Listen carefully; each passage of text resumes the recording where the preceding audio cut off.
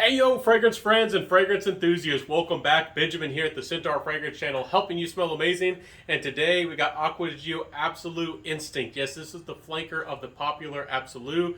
The popular Absolu does have some inspiration from Invictus. There's no doubt about it, with that bubblegummy sweetness. But then it added a more of an amber DNA, like an amber base, to that fragrance with that mass appealing Aquadigio DNA, and it worked its magic. Now this Absolu Instinct, it's a little bit more grown up. It still has some of that amber wood base, that ambery DNA, that playfulness. Really takes away a lot of the sweetness. There is some of that here, and it has some of that modern molecule citrus. There's some lemon and some bergamot, some other things. But what really makes this fragrance stand out is the base. There's some dark, almost not smoky. I guess from in the molecule sense, the really transparent sense, it is more of a dark patchouli. And there is a little bit of spiciness I detect. There's a little bit of leather, no doubt about that, in this fragrance. And I believe there's a little bit of a unique ebony wood accord, a unique dark woodiness in this fragrance. Again, it's very mass appealing, molecule-like, well blended. Alberto Marias is the nose behind this fragrance, and y'all know how well he does his fragrances and the compositions and how well they are blended. And this one is no different. This fragrance is grown up. I do like this DNA, and maybe I'm a little bit old soul at heart.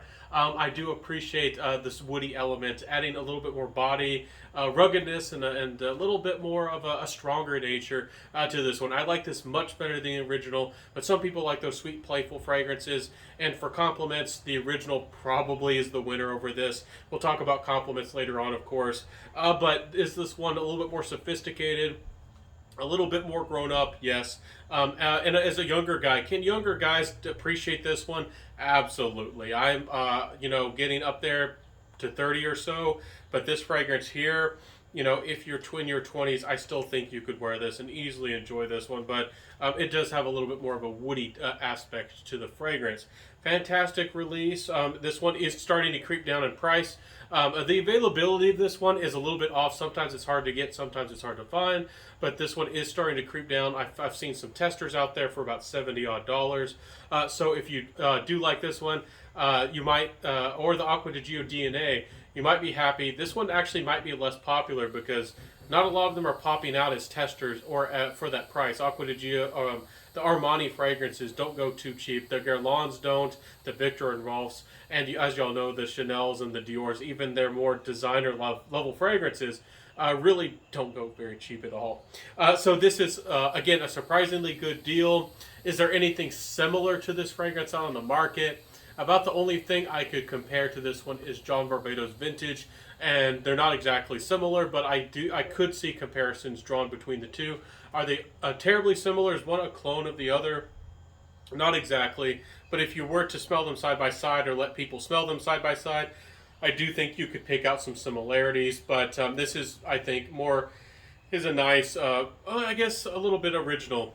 Some of the Aquadigios they are original. I think most of them are, but again, the original, this one, the regular Absolu, not terribly original. Take some of that, and it's another Invictus almost inspired fragrance, and this one takes a little bit of that soul back and adds a little bit more character, and I like that. I like that this is a little bit of its own fragrance.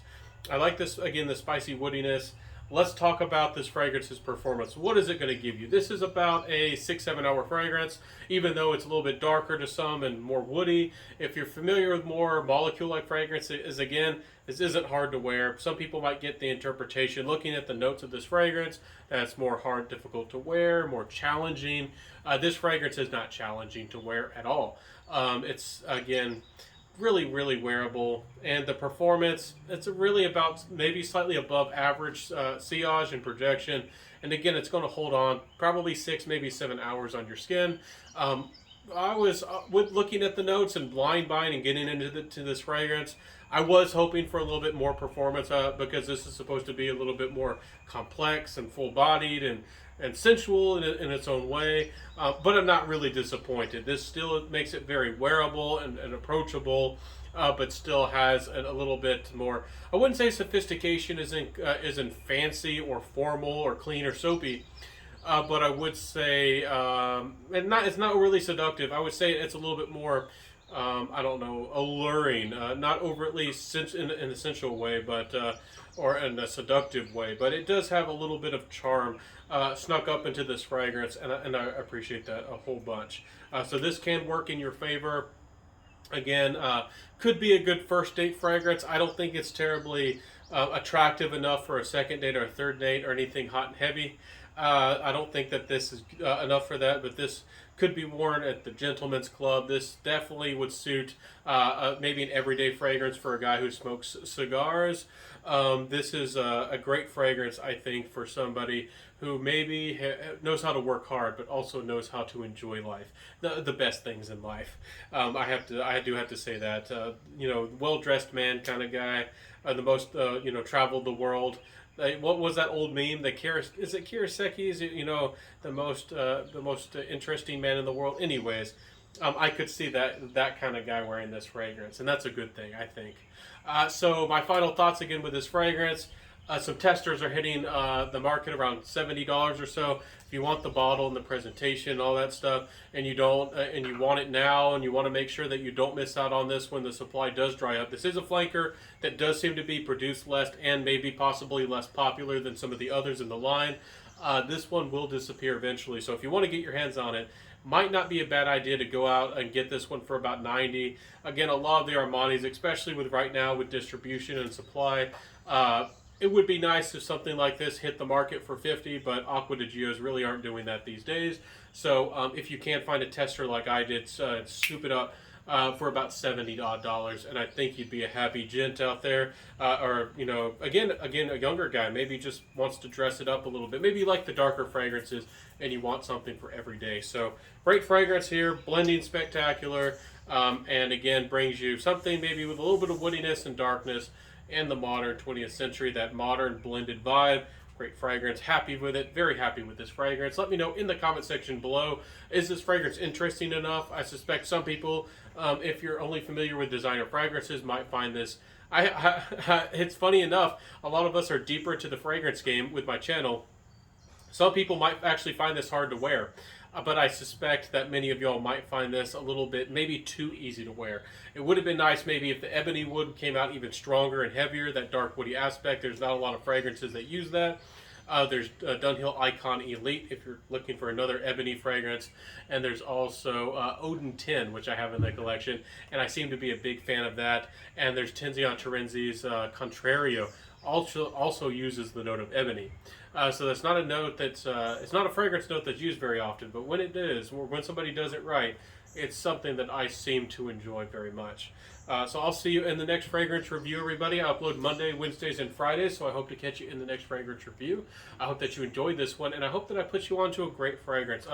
This whole line, Aquadigio has been rocking the fragrance game. They've gone really strong with this line. They're almost dominating the fragrance game with the the Yves Saint Laurent, the line, the Y Parfum, and the Dior Sauvage and the Bleu de Chanel, those kinds of things. In the Aquadigio line seems to kind of be dominating the market and going strong for a good reason. Wearable, sophisticated, well blended, and sensible.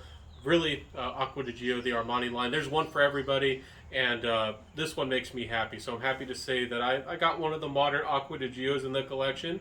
And I know that a lot of people out there are going to like the Profumo, or maybe you like the Profundo. Let me know in the comment section what is your favorite. There's one for everybody. So I'll see you soon. Have a good one. Have a great day. And again, you'll know my channel is about helping you find your next favorite fragrance, your best 10 out of 10, your next masterpiece, and helping you smell amazing, wearing and encouraging you to wear the fragrances that you love. Wearing them for yourself, not wearing fragrances just for compliments, wearing fragrances because you love the darn thing. That's what fragrance is all about. Have fun, everybody. Enjoy life, and I'll see you soon. Peace out, and bye.